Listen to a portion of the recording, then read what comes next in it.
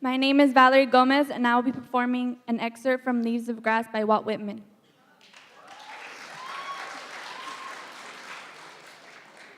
I sit and look out upon all the sorrows of the world, and upon all oppression and shame. I hear secret convulsive sobs from young men at anguish with themselves remorseful after deeds done.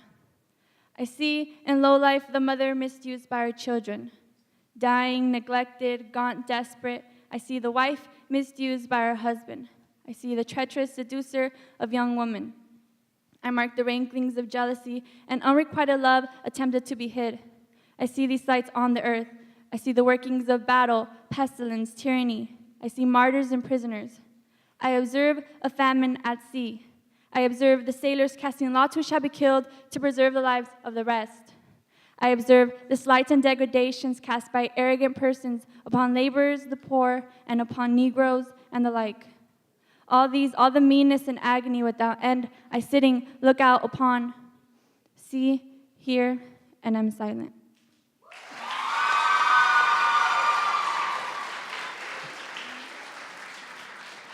And this is my response titled Storm. I have a sixth sense of when the storms come. I know the prelude sounds like each footstep, a rumbling, a warning as I entangle the miserable knots from my hair. I know you will be okay today. The doorknob twitches in desperation, the door swings open, and you run to the edge of the bed. Your snowman onesies from last Christmas climb over to hug my waist as I slouch against your body, looking for a sign that you are still human, that the demons you are afraid of haven't consumed you. I can't remember a time where I loved a heartbeat this much. I remember your confused 8-year-old tongue stuttering, "I want to go where Grandma goes." You can't comprehend where you came from or where the bodies go after the funerals, but you swear you want roses over your body, and you know you want people to love your memory when you're gone.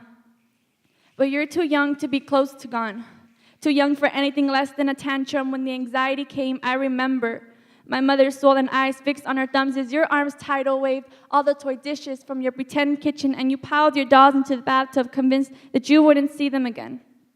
Your little storm of a sister.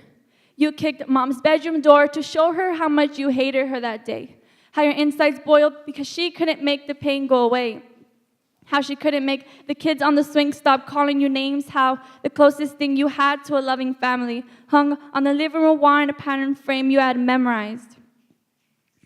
Mom's fear of losing you the day you ran out the gate threatening that you'd never be back was larger than the fear that takes control of Mom at the sight of roadkill. She, the first to squirm at an animal carcass, brave enough to chase a storm. And I was still afraid of insects, and I hid just like they do from the rain. So when the wind carried you into the psychologist's office, I wonder if you told him how I wasn't there for you when things got worse.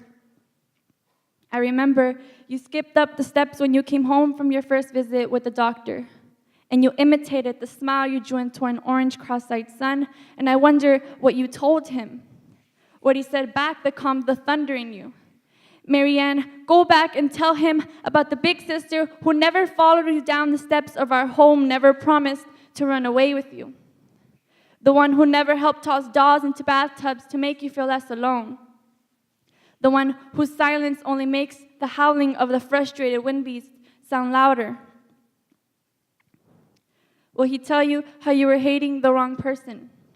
How the door you should have been kicking was mine?